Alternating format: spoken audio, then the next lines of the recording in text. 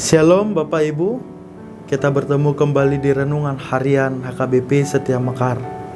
Namun sebelum kita mendengarkan renungan pada hari ini, mari kita bersatu di dalam doa.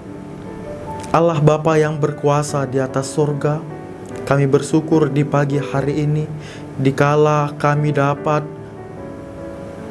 bangun dari tempat tidur kami dan ingin beraktivitas pada hari ini. Sebelum kami beraktivitas, kami hendak mendengarkan firman-Mu, firman yang menguatkan kami. Untuk itu berfirman-Lah ya Tuhan, sebab kami sudah siap untuk mendengarkan firman-Mu. Di dalam Yesus kami berdoa dan mengucap syukur. Amin. Bapak Ibu jemaat Tuhan yang terkasih, nats bagi kita pada renungan harian hari ini tertulis di Obadja 1 ayat 17. Obadja 1 ayat 17 saya baca untuk kita. Mari kita ikuti demikian firman Tuhan. Tetapi di Gunung Sion akan ada orang-orang yang terluput, dan gunung itu akan menjadi tempat kudus, dan kaum keturunan Yakub akan memiliki pula tanah miliknya. Demikian firman Tuhan. Saudara-saudari yang terkasih dalam Tuhan kita Yesus Kristus, hidup manusia pasti berhubungan dengan kekhawatiran. Kekhawatiran tentang masa depan, kekhawatiran tentang ekonomi, kekhawatiran akan kesehatan tubuh yang semakin melemah, pekerjaan, bahkan keamanan hidupnya sendiri. Karena kekhawatiran itu biasanya dan banyak orang akan mencari hal yang dapat membuat hidupnya merasa tidak khawatir.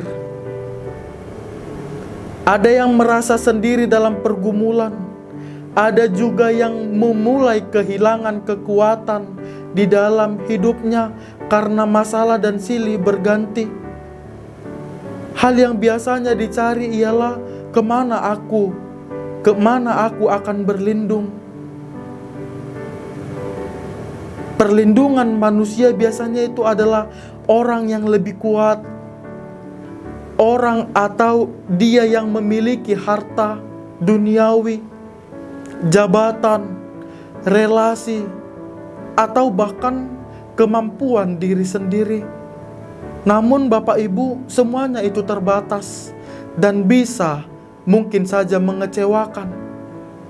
Untuk itulah firman hari ini menguatkan kita melalui Obadja 1 ayat 17 yang mengingatkan kita bahwa perlindungan sejati hanya ada di dalam tangan Tuhan. Tetapi di Gunung Sion akan ada keselamatan, dan itu akan menjadi kudus. Kaum keturunan Yakub akan memiliki pula tanah miliknya. Kitab Obadja ini ditulis dalam situasi penderitaan yang dirasakan oleh bangsa Israel. Bangsa Edom yang sebenarnya masih memiliki hubungan saudara dengan Israel justru bersuka cita ketika Yerusalem dihancurkan dan umat Tuhan menderita. Edom menjadi lambang kesombongan manusia yang merasa kuat tanpa Tuhan. Namun melalui Nabi Obadja, Tuhan menyatakan bahwa sekalipun umatnya mengalami penderitaan, tetapi Tuhan tidak meninggalkan mereka. Tuhan menjanjikan bahwa di Gunung Sion akan ada keselamatan dan pemulihan bagi umatnya. Gunung Sion menjadi lambang kehadiran Allah, tempat perlindungan dan tempat pemulihan bagi orang yang percaya kepadanya. Bapak Ibu jemaat Tuhan yang terkasih, renungan hari ini mengajak dan mengajarkan kita bahwa Tuhan adalah tempat perlindungan yang sejati.